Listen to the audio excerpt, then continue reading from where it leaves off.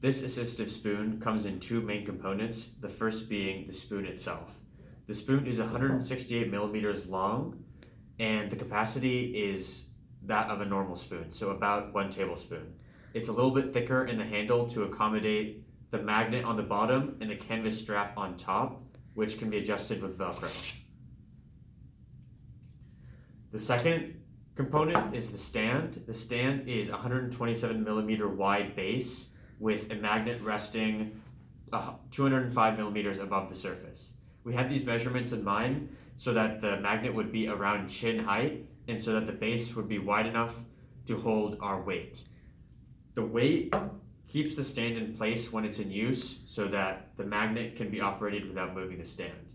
We decided to 3D print these parts to get them exactly to our liking and make sure the measurements worked out with the materials. The magnets hold the spoon in place as well as allow it to rotate to wherever the user wants it to be. The specific objectives we had in mind were that the spoon can be operated without any bending of the fingers, so an open palm. It can hold 1 tablespoon of liquid, as I mentioned before.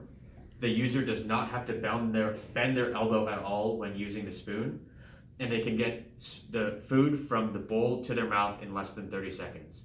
On top of that, the spoon weighs less than 2 ounces, and all the materials are relatively low cost. So now I will demonstrate the use of the spoon. The user would have a straight elbow and an open palm.